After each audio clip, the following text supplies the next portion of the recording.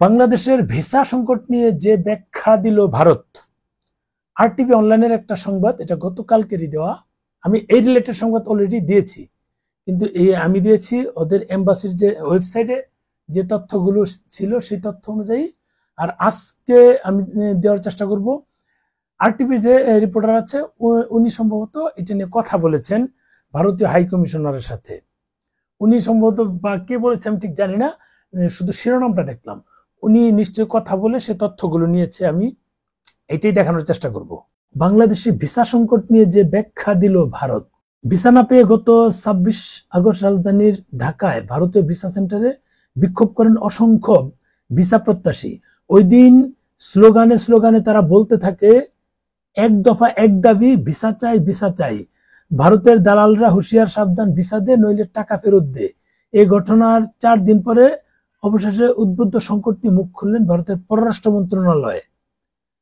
মানে দেশটির পররাষ্ট্র মন্ত্রণালয়ের মুখপাত্র রণধীর জয়সওয়াল জানিয়েছেন, আপাতত বাংলাদেশিদের শুধুমাত্র চিকিৎসা এবং জরুরি প্রয়োজনীয় ভিসা দেওয়া হচ্ছে, তবে এই কার্যক্রম চলছে সীমিত পরিসরে। যখন বাংলাদেশের পরিস্থিতি স্বাভাবিক হবে তখন পূর্ণমাত্রায় কাজ শুরু হবে এবং ভিসা কার্যক্রম স্বাভাবিক হবে, এটা তিনি বলেছেন।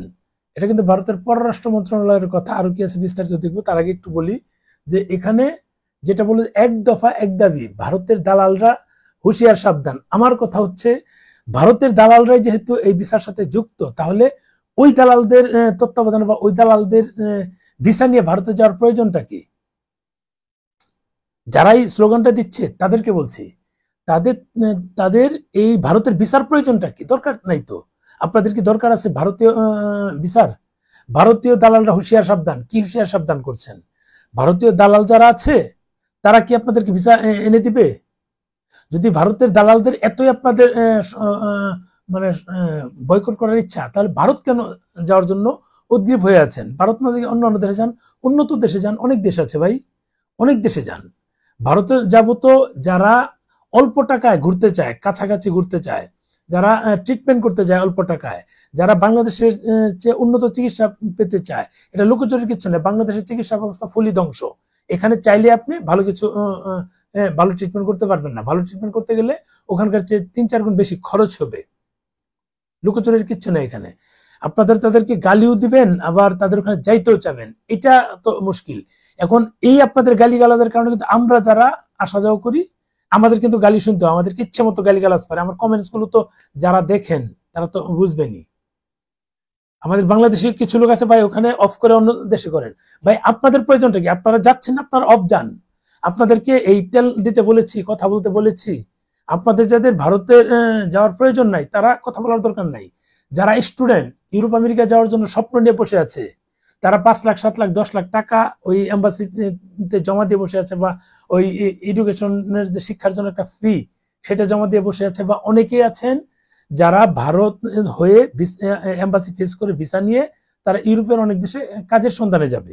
সেরকম অনেকে ভিসা পেয়েছে, কিন্তু এম্বাসি ফেস করা ছাড়া সেটা হবে না। এর আগেও বলেছি, আপনাদের যেহেতু এতই ভারত বিদ্বেষী, তাহলে ভারতে না গিয়ে ওদের ওখানে যেহেতু এম্বাসিগুলো আছে সেগুলো আমাদের এখানে নিয়ে আসুন। আমরাও যাবো না, ভারত কি দরকার, যাবো না। কয়েকটা পয়েন্ট কিন্তু এর আগে বলেছি। আমাদের পর্যটনে দেখুন, একটা ভিডিও, কক্সবাজারের একটা ভিডিও দেখুন, সেটা নিয়ে একটা রিভিউ দিব। একটা দম্পতি ওখানে গিয়েছে, 1000 টাকা নোট দিয়েছে, কি 10 টাকা না 20 টাকার খাবার। ওই ছেলে কিছুক্ষণ নোটটা নিয়ে একটু ঘুরে এসে তাকে অন্য একটা জাল টাকা দেয়, 2 নাম্বার টাকা। জাল টাকা দিয়ে সে বলে যে আপনার বাঙ্গানো হয় না, ঠিক আছে আপনার টাকা লাগবে না, আমি এই অন্যদিন দেখা হলে দিয়ে দিবেন ওই 20 টাকা। কারণ ও তো 1000 টাকা নোট নিয়ে চেঞ্জ করে নিয়ে এসে জাল টাকা তাকে ধরাই দিচ্ছে। এটা কক্সবাজার হচ্ছে। আমাদের প্রশাসন কি আঙ্গুল চুষে কিনা? তাদের নাকের ডগায় তো এগুলো হচ্ছে। তাদের মানে সহযোগিতা, সাপোর্ট ছাড়া এভাবে কিভাবে সম্ভব?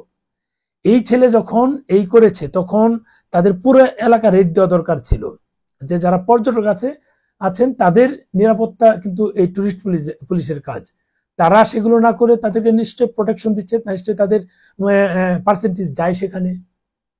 আমরা হচ্ছে কমিশন ভিত্তিক, আমাদের এখানে সব জায়গায় কমিশন, যেখানে যাবেন এনবিআর যাবেন বড় বড় কমিশন। কমিশন ছাড়া এমনি অনেক হাইকোর্ট সুপ্রিম কোর্ট দেখা। আমি একটা বিষয় নিয়ে হ্যান্ডেল করছি, তো আমি দেখলাম অনেক হাইকোর্ট সুপ্রিম কোর্ট দেখাবে, ওই ব্যক্তি তাকে মানে ইলিগেল টাকা অফার সে অফার করেছে, ওইটা দিলে সে সবকিছু সহজ করে দিবে।